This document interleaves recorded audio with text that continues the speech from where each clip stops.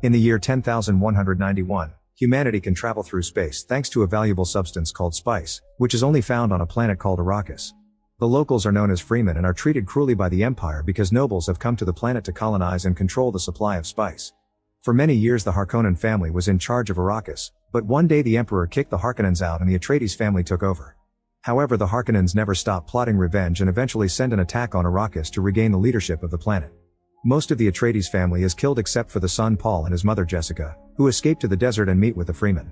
Jessica belongs to the Bene Gesserit, an organization that has secretly made up a prophecy that makes some freemen believe Paul may be the chosen one who will save them from the Empire. Paul proves himself in a fight and the freemen agree to take them to their town. However, everyone else in the universe thinks there are no members of the Atreides family left. The leader of the Harkonnen family, Vladimir, rewards his nephew Robin for completing the mission by putting him in control of the spice production on Arrakis. In the desert, Paul's group rushes to hide when they hear a spaceship drop a bunch of Harkonnen soldiers. They leave a body behind as bait, and when the soldiers come closer, a thumper begins calling for the giant worms. The Harkonners hear the noise and guess the plan, so they fly to the nearest rock formation. At that moment an eclipse makes the sky dark and the freemen use the chance to shoot at the soldiers with their laser weapons from afar. One of the soldiers comes down to check on the fallen bodies, so Paul rushes to steal a blade and starts fighting the guy, showing off great skills before killing him. A second soldier appears behind Paul, but Jessica immediately beats him to death with a rock. Once the battle is over, the freemen extract all the water from the dead bodies. Jessica suddenly throws up and the others think she's disgusted by the sight, but she's secretly pregnant. Then all the soldiers' bodies are piled up and the freemen call a giant worm to devour them. Meanwhile, Robin is told that he should move his troops away from freemen territories because they're losing too many men there. Furious, Robin begins beating up his assistant while yelling that they're losing men to rats. Eventually Paul's group reaches the freemen's town. Many people aren't happy to see Paul and are wary of him, but some locals believe the prophecy and bow to him. Stilgar tries to convince the council that Paul is the chosen one, but they don't take him seriously. Paul and Jessica are still given food, and the spice in the dish makes Paul have a vision he can't understand. Afterward, Jessica is called to watch the ritual in which they extract the water from the warrior Paul killed and add it to a lake in the cave. Stilgar explains that this is one of thousands of water caches created by the freemen to help terraform the planet. Then he reveals their Reverend Mother is dying and they would like Jessica to take her place. Jessica accepts for the sake of helping Paul. She's taken to a cave where the Reverend Mother touches her face while the freemen outside pray. Next, the freemen give the water of life to drink, explaining that the poison frees the soul and will kill her but will also help her see. Jessica takes a sip and immediately starts having a convulsion as the fetus inside her changes. As her eyes turn blue, the Reverend Mother realizes she's pregnant and calls the ritual a mistake. After the Reverend Mother dies, an argument ensues among the freemen.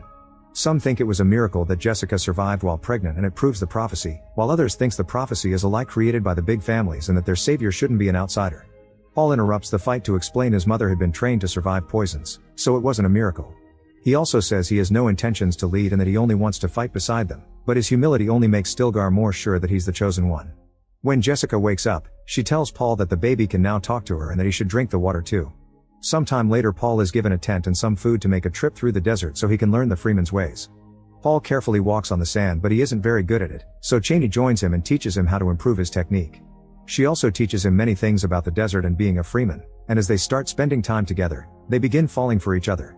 In town, Jessica continues to talk to her baby and begins planning how to make the non-believers change their minds.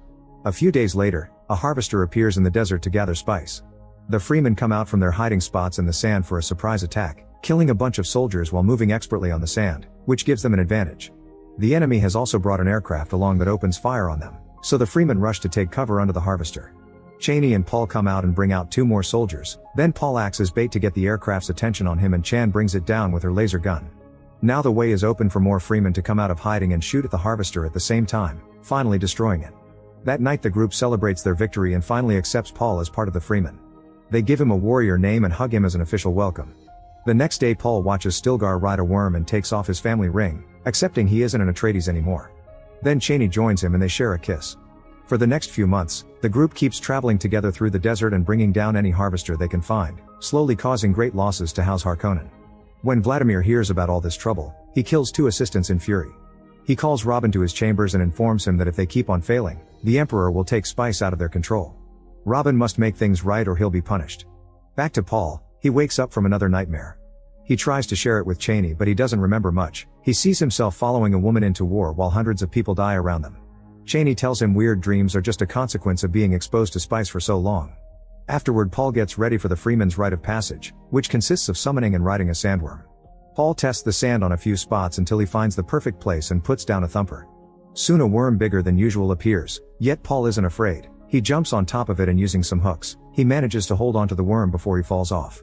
After some struggling, he gets on the right spot and connects the hook to start riding the worm properly, gaining the respect of the Freeman. Everyone cheers for him, but some of them also bow, since this is also part of the prophecy. The news quickly reaches Jessica, who asks her followers to spread the word. She decides to travel to the south to gather followers there, but Paul doesn't go with her. When he says goodbye, he realizes she's the woman in his dreams. Sometime later, the Freemen attack a spice depot, which destroys 80% of the enemy's harvest.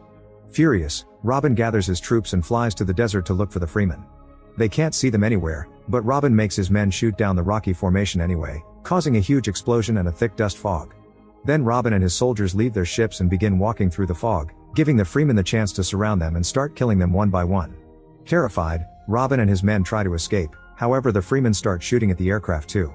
Robin barely manages to hold on and almost gets killed in the process, but a guard shoots the attacker off the ship and they get to escape. Meanwhile, the Emperor is worried about the Freemen gaining power and his daughter Princess Irulan advises him to let the conflict turn into a full war. Later in private, Irulan tells Reverend Mother Helen that she suspects the Freemen's new prophet is Paul. Helen confirms it but tells her not to tell anyone, especially the Emperor, because if the great houses find out about the massacre of the Atreides family, her father could lose the throne. She's also making plans for the Emperor's nephew Fade to take over Arrakis. Speaking of Fade, he's getting ready for a fight and tests his new blade on a servant, quickly killing her yet still complaining about the sharpness. At the same time, his opponents are given a mysterious injection and it's revealed they're 3 prisoners from the Atreides family. Then Fade enters the arena, where Vladimir and thousands of people have come to watch his battle on his birthday. He kills 2 of 3 opponents in just a few seconds, but the third one wasn't given the poison and offers a fair fight. Fade realizes he's being tested, so he takes off his bod shield to show off and continues to fight the prisoner, telling the guards not to help him. His opponent tries his best but Fade is still a better warrior and Fade kills him as well, gaining an ovation from the crowd. Later that day, Fade complains to Vladimir about the trick, but Vladimir tells him he passed the test and can have Arrakis. Vladimir also explains he plans to bring down the Emperor and wants Fade to take over. On his way out, he notices he's being followed by Margot, a member of the Bene Gesserit. Fade realizes he's seen her in his dreams and Margot manipulates him into following her to her room and they get dirty together. The next day, Margot informs Helen and Irulan that the bloodline has been secured because she's pregnant with Fade's child, just as planned. At the same time, Vladimir declares Fade the new governor of Arrakis. In the desert, a band of smugglers lands a harvester to gather some spice, but the Freemen immediately activate hidden mines and open fire to destroy all their equipment. Paul jumps on one of the smugglers, but he stops his attack when he notices it's Gurney, the War Master that used to work for his family. Paul tells the others not to attack anymore and reunites with his old friend with a hug. Afterward, Gurney and his men start traveling with Paul's group. Gurney tells Paul that he should use his power to control the Freemen and get revenge, but Paul is scared of doing so because his visions lead to a holy war with millions of deaths. Sometime later, Gurney reveals he knows where the Atreides family hid all their firepower. Paul starts seeing things different because all that power could help him get freedom for the Freemen. They tell the others and travel to the hidden cave, where only Paul's DNA can open the door. Inside they find 92 atomic warheads. In the meantime, Jessica arrives at the south and continues to spread the word about Paul's achievements.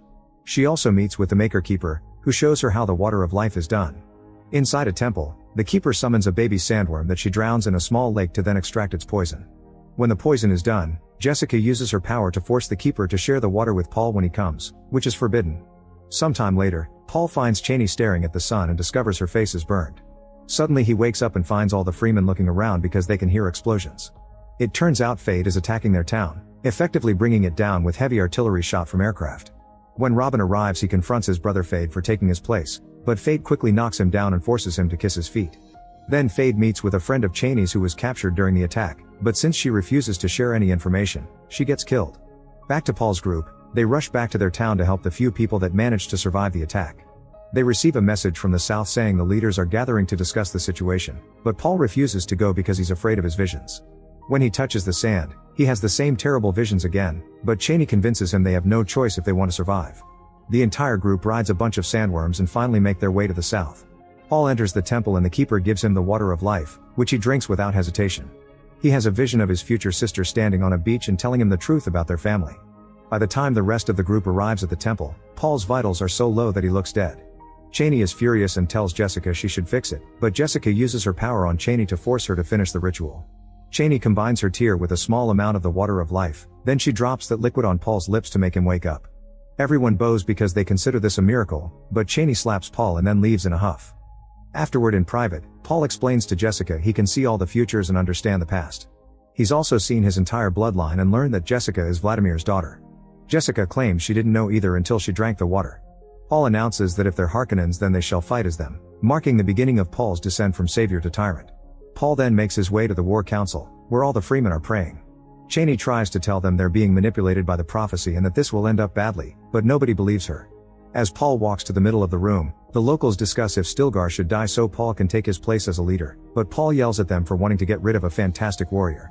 Then he offers a grand speech, talking about himself as a prophet and surprising everyone by mentioning things from a random person's past he only knows thanks to the water. Everyone is impressed and falls to their knees again, accepting Paul as their leader for good. Then Paul puts on his father's ring again, calls himself the Duke of Arrakis, and promises to bring green paradise for the freemen. Everyone except for Cheney chants his name, ready to fight for him. Moments later, the Emperor receives a message from Paul challenging him for the throne. In private, Helen tells Irulan that her father will lose the throne no matter who prevails, but her family can remain in power if Irulan marries the victor. Sometime later, the Emperor's army arrives at Arrakis. Paul makes a plan with the freemen and reminds them to capture the Emperor alive. Vladimir sees the arrival too and tells Fade to warn all the great houses. Soon the Emperor meets with Vladimir and his nephews to demand information, but since Vladimir knows nothing about what's happening in the south, the Emperor makes a guard punish him. At that moment the freemen open fire, destroying the enemy's shields thanks to the atomic warheads and causing sand to blow everywhere, providing cover. They also set up a bunch of thumpers to summon an army of worms, which they ride right into battle to kill hundreds of soldiers at the same time.